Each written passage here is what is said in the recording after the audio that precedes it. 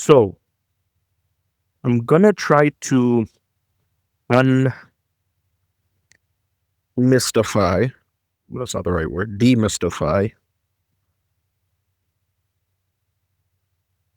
how companies are valued. So in this video, we're not going to be talking about the inherent value of a business in terms of what it should be valued.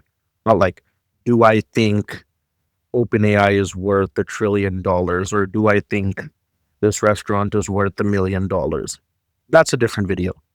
That's on the intrinsic valuation of a business. There's many schools of thought around how you should value a company. That's not what we're going to talk about today. In this video, we're going to talk about something far more benign.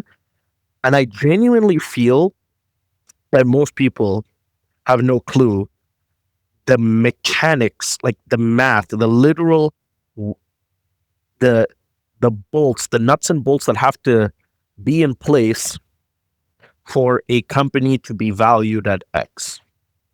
So to start off this diatribe,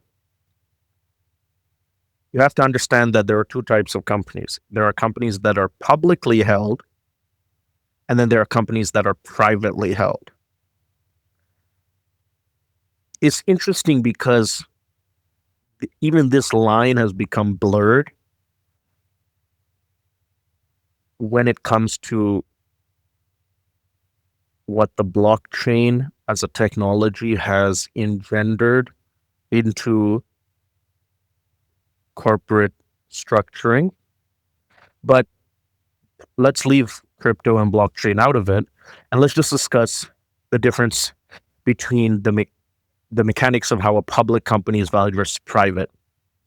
Let's start with public, because that's the one that I think is even less well understood, even though it should be. Everything is publicly disclosed, hence the name public. So a publicly traded company or a publicly held company is essentially a company where at least a portion of the outstanding shares are held by public market investors through an exchange. So the famous exchanges that you would have heard about are like the NASDAQ or the New York Stock Exchange or the London Stock Exchange. And when a company files to go public, what they're basically saying is, we're going to take this portion of our shares and we're going to offer it to anybody and everybody. Those people would have presumably no relationship, or could have a relationship, but it's not exclusive to people that have a relationship with the company, which is really common when it's a private company, but could be anybody. Could be you, me, Tom, Dick, and Harry can buy shares in a public company through an exchange. And so let's just take one of the great companies in human history, which is Apple, and examine what makes Apple valued at whatever today's valuation is. Actually, let me find out. Apple market cap today. Wow, 4.55 trillion USD. So what does that mean that Apple is valued at 4.5 trillion USD? It's crazy that I'm rounding down $50 billion as my rounding error on the valuation. I think in one of my previous videos, I had mentioned that IBM, when it was the most valuable company in the world by far, and like an insane percentage of the S&P 500, was 35 billion. And I think those in the 80s. So look at how times have changed. Apple is now, I don't even think, the most valuable company in the world. One of the top most valuable companies in the world, coming in at $4.55 trillion. Well, what does that mean? That means that investors have decided that, let me be more precise, that means at least one investor, could be your uncle, John, has decided that he is ready to buy at least one share of Apple at that price. So let's say Apple was not trading on the public market. Let's say the only way to buy Apple is to buy all of it. Presumably, what that means is, well, if I had $4.55 trillion and I wanted to buy Apple, I would go to the existing owner of Apple and say, here's $4.55 trillion. And he would say, I agree to that price and let's exchange. But that's not what's happening because Apple is a publicly traded company and there are billions of Apple shares floating around. I actually should get you the exact number. Number of Apple shares outstanding. Yeah, 14.69 billion shares. Millions of potential shareholders. So how does that value get configured? Does that mean that today $4.5 trillion worth of money was exchanged on behalf of Apple? No.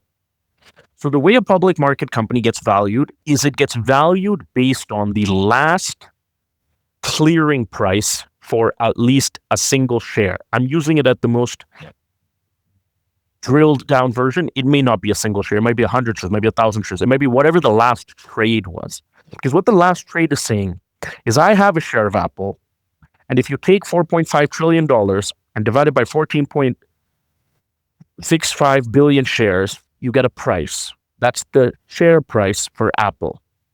I'm just going to go ahead and say it's $300. I don't know. I haven't checked. And what that means is $300 valuing one share of Apple is the same as saying the whole company is worth 4.55 trillion.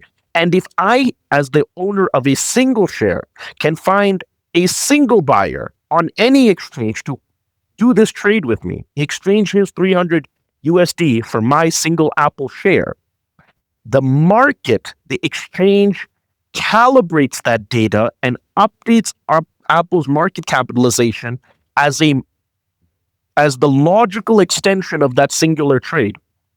But a company like Apple is trading millions of times a day. Shares are changing hands. And the key thing is, what is the last clearing price? If you go look at an order book for Apple, you'll see there are potentially thousands, tens of thousands, maybe millions of pending orders on the sell side and the buy side. That's so interesting. Those are called limit orders. And what that means is there is a bunch of people who came to the market. Think of the market or the exchange as a literal physical market.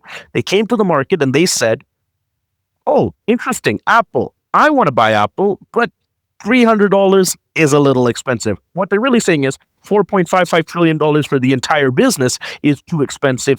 They want to buy it. They said, you know what? I'm going to wait here until somebody is willing to sell me their shares at $295.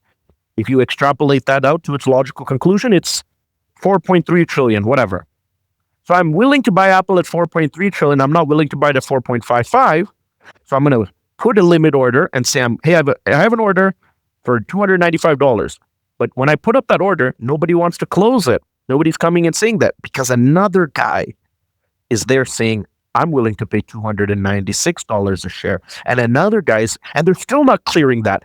And another guy comes and says, I'm willing to pay $297 a share. And they're still not clearing that. Meaning, clearing it means people with Apple shares tickets in their hand are not clearing it.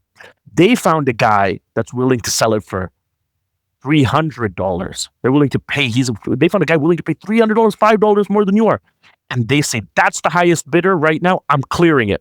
Here's my share. Take my share. I'm taking your $300. And because of that, all of the orders under $300, in other words, all of the valuation under what the clearing price is just in pending, waiting for the market to either go up or down. So the next time you see Apple 4.55 trillion today, it'll be 4.6 trillion tomorrow. It might be 4.3 trillion tomorrow. It's because at the singular share level, two people are agreeing on a clearing price, and then the exchange is calibrating that as a total market capitalization.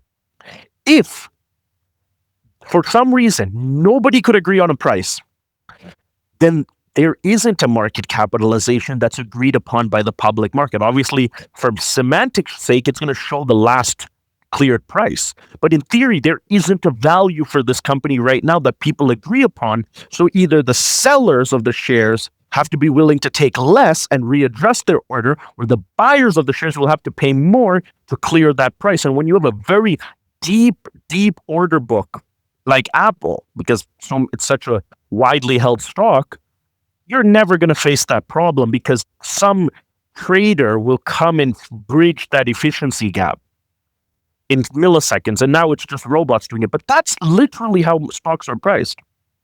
Now, if you take a private company, it's the complete opposite. The private company lacks all this infrastructure. It lacks clearing prices.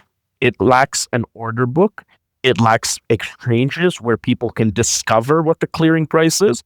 It lacks information about what this company does and what are its financials. Another thing about a public company is because this buy-sell has to happen at such a enormous scale, at such profuse velocity, the regulator of whatever country that the company went public in usually mandates that Apple has to have very audited and very thorough reporting to the public, not to one party, to the public every quarter. And those are your quarterly earnings.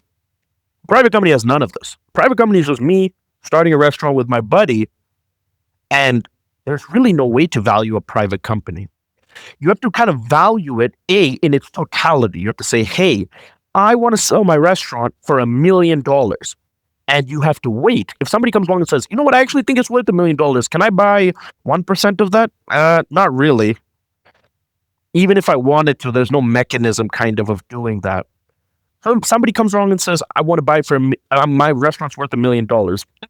Not really. It didn't sell for $1 million. It's not worth $1 million. Whereas a public company can take a single share trade and extrapolate that. Private company doesn't have that luxury. Private company is genuinely, usually only valuable to the person that owns it, and not to random investors in both the public sense, in the public sense. Coming to what a private, but however, now you may say, Shorupan, well, what about companies like OpenAI, still private? What about companies like SpaceX, still private, about to go public? What about companies like, all of the great startups prior to going public? And I would say, well, and they say, well, aren't those companies worth $1 billion, $2 billion, $3 billion? Yeah, but it's under the same premise as a public market where an investor who is not the operator has come in and said, I'm ready to buy a percentage of that business for X and hence value your whole company at Y. And so the only assurance that this company is worth X is that the last guy that got into the trade said it was worth X. And that's fine, because that is still in some sense what a public market does. Except when it's a private company, you don't have this genuine market effect where buyers and sellers are negotiating the price every second. It's usually happening in kind of cyclical, annual or quarterly fundraising events, which are far more susceptible to information asymmetry, or people manipulate information, but more importantly, just the lack of an audience, the lack of a clearing price. And so it can either go really well for the investors or really poorly in terms of the deal they get, because the supply and demand are not able to make it an efficient trade. And so crypto in some sense tries to change this for the private markets by creating a liquidity in the form of ICOs and tokenized instruments. But fundamentally, a private company is just valued at what somebody is willing to pay for the entire thing. And a public company is valued at what somebody is willing to pay for a single share. And the mechanics, the exchange and the technology that lays behind the exchange is what then extrapolates it to the numbers that you see every day.